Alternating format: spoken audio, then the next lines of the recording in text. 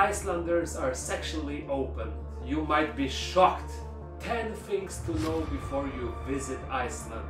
Hi and welcome to my channel. So I am Iceland Pro. I spent 2 seasons and I've been everywhere here. In this video I will share my best ultimate travel tips for Iceland. Straight to the point. Weather can change fast. Be prepared for outdoors. So it's not just only cold, it's also windy. The wind makes it feel much colder than the thermometer shows. I remember one time I came out of the airport and I already had enough. It was so cold and windy that I didn't want to explore. So no matter if it's winter or summer, be prepared. Always have an inner underwear ready because the weather might be very freaky. You will need a car. First of all, the airport is located around 45-minute drive from Reykjavik, the capital of Iceland. You can take a taxi, which is super expensive, or a bus, but if you're planning to travel, spend some days in Iceland, you will need car anyways. Iceland doesn't have a train system and the buses are not the best options because all of the attractions are in very random places. There are many car rental stores near the airport, so I recommend to rent a car straight away. Iceland is expensive. I've been to many places around the world and I would compare it to maybe New York or Hong Kong.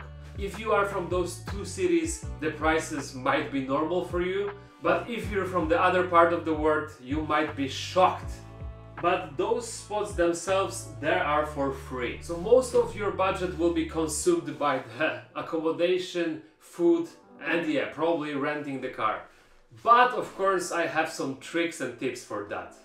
Number 4, use bonus grocery stores. This is most likely the cheapest store in Iceland and you can find those supermarkets all around the island. It's still not going to be super cheap, but trust me, it will be very good for Iceland. And in that store you can buy already ready-to-go food like sandwiches, salads, things like that. But if you want to buy a beer which you would like to have after a nice day of exploring, you won't find it in Bonus or any other supermarkets. In ordinary stores you can only buy a beer which contains 2% of alcohol because of Iceland's prohibition. If you want to have a normal beer, wine or something stronger, you need to go to this government liquor store. Number 5, don't try traditional Icelandic food. You might disagree, okay, that's my personal opinion. I mean, if you're going to Thailand, for sure, try pad thai. But Icelandic cuisine is something that many people will consider as maybe extreme. Fermented shark, dried fish aren't just expensive, they are also a gamble in taste. I would recommend spending your money on something you know you'll enjoy, like a burger or pizza. Because there is a huge chance that after eating this shark, you won't say that it was delicious after. And besides, you will try traditional Icelandic cuisine anyways. Those are the hot dogs which you can buy literally everywhere. Accommodation in Iceland. So again, depending on your budget. If it's unlimited, then I envy you. And also my PayPal is down below. But if you're trying to save $1, there are a few options. Normal ordinary hotels are quite pricey.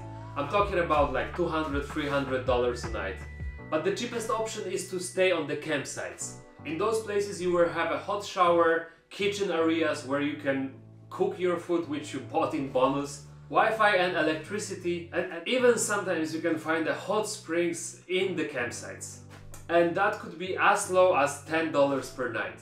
Of course you need to bring or buy the tent, but yeah, probably after one night you will still save a lot of money. Second options are guest houses. You will have your room, the toilet and the kitchen, they will be most likely shared on the corridor, but you will have a normal proper bed and everything what you will need to rest. Fun and still not expensive option in Iceland would be a farm stay. That is something I will also recommend you to stay at least for one night because there are not many countries where you can try that.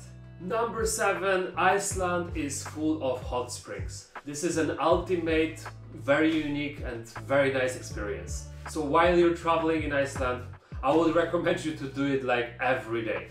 The whole Iceland is packed with hot springs and many of them are free of charge. While traveling, just type hot springs in your Google Maps and you will find many options.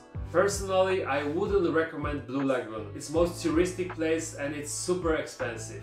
Yeah, it might be good for people who doesn't have much time because it is close to the airport. But if you will drive 30 minutes more, you will find the Sky Lagoon in Reykjavik, which in my opinion between those two is way better. But for me, the best ones are the ones in the middle of nowhere, in the nature, and you don't have to pay nothing. 8. You don't have to tip.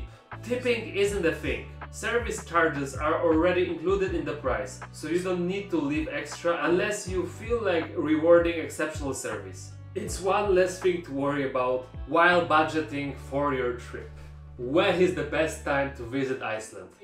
I would say it's during the summertime, which is June, July and August in Iceland.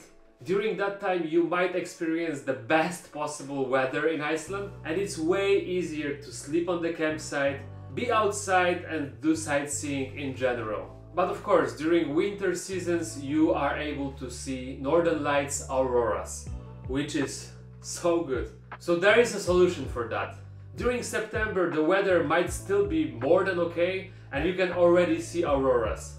2 years in a row I saw aurora in September and it wasn't too cold to explore other attractions. And the last one, Icelanders are sexually open. So lastly, one of the unique things about Iceland is its progressive and open attitude towards sexuality. Icelanders are known for their liberal and accepting views, with many openly discussing relationships and sexuality. So the country has a strong culture of individual freedom. That means that you can be whoever you want in Iceland and probably nobody will judge you.